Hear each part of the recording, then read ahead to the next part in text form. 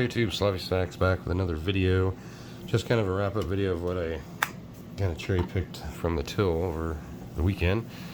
Anyway, just kind of pick certain things, you know, anything pre-89, anything Philadelphia, of course. I don't get much Philadelphia stuff here in Oregon, unfortunately. So what I do get, I check it all. Anyway, let's go over what I found from this weekend. So it was probably about a total of, you know, probably $20 and change I took. But anyway, this is what I found. So this is the 1960D. We have a little bit of a die chip in the R, as you can see there, but not in the best condition coin. Eesh, hitting my camera. There it is. Alright, next one we got, this is going to be a 61 Denver. This is going to be RPM. So let's take a look here on the mint mark. As you can see, they're splitting here, of course. Let's see, it's going to be, I did find it, it was 1mm043 on coppercoins.com, and I was able to find that by this die marker right here. It comes out, and it's a later die stage. It doesn't have, there's supposed to be a die chip in between the U and the S, like right here. It does not have it, but it does have this, so I think this is the later die stage, but kind of in between the medium and later die stage, so that the one they have shown. But you can see the top of that cornice, or whatnot as you call it, coming out there. Anyway, die marker for that particular 1mm043. Pretty cool find. Yeah, not terrible condition. Next, what do we got? We have a 1987 Philadelphia. This has a die chip in the 9. You can probably see it there in the camera. Terrible condition. I always love finding die chips. I keep them all. You never know. Find progression, stuff like that. Some of them are pretty neat, but that was that one. I'm hitting my camera. I don't have the best setup here. I'm not a professional by any means. Next, I found a King George, 1940 Canadian. This is pretty neat. There we are, and actually in really good condition. Excellent find there.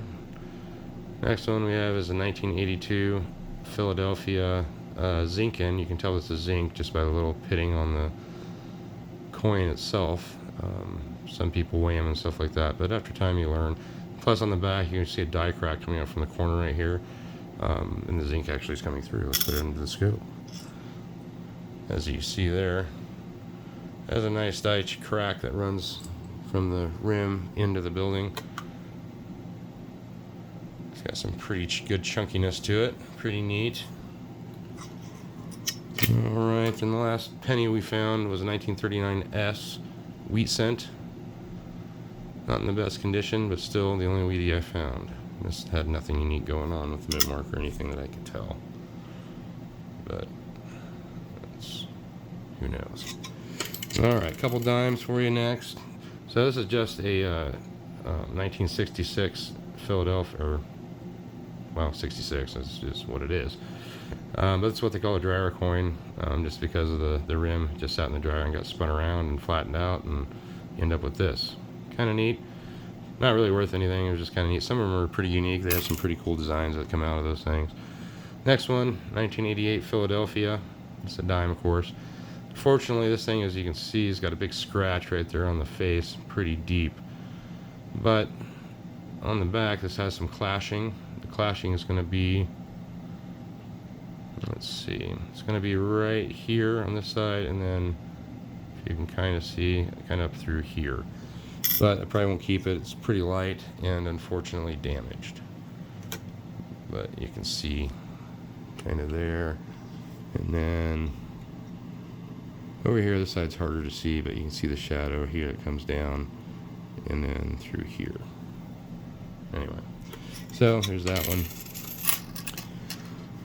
All right. Next, on to the nickels.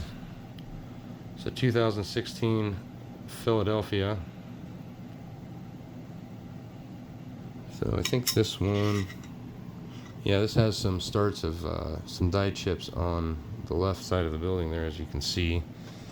What they call beehive die chips, but that one there and this one is going to be a big one, as you can see. So I'm going to keep that guy. Next one, this is just a 1940 Philadelphia, no min mark. Nothing special in this guy, just an oldie. Kind of neat. Alright, now to the quarters. Alright, first one we got. Alright, it's going to be a 2008 Philadelphia, New Mexico. And I don't know if I'll keep this one. This just has some starts of some die chips up here on the top. It's pretty common. So I'll give you a look-see here maybe. If I can get it to show up. But you can see that line that runs across there. That's just the beginning of a die chip starting. Yeah, big one as well. Alright, next one we got. What do we got? It's 2019 Philadelphia. This is Lowell.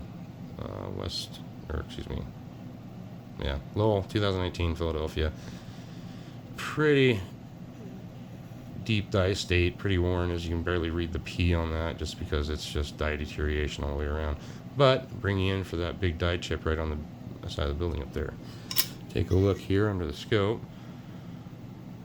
As you see right there, that big glob of metal should not be there. It's a nice big one, pretty neat. Let's take a look at the Philadelphia on this and see what I mean as far as like the die deterioration. You see how that thing is not even showing up really. It's just not there. But anyway, keeping it. It's pretty neat. And then got a 1999 or 1990 Philadelphia. I think there's a big die chip in the R and the In God We Trust. Oh yeah, that's connecting the U and the R and the U. There you go. Pretty neat. This also had a couple die cracks on the back along this wing right here. As you can see, it starts right there at the base and then runs up along the wing, goes out here, goes up, and then I believe on the other side. Oh yeah, there's a die chip on the A that connects the wing right here, as you can see. So that's a pretty cool one. I'm going to keep that. And then W quarter, War in the Pacific, we found. Not in terrible condition. And W quarter. Well, thank you all for tuning in. Like, subscribe, share if you like. Like I said, not a professional, amateur by all means. I just like to share what we find. Maybe you'll learn something or find something new to look for. Thanks all. Have a great day.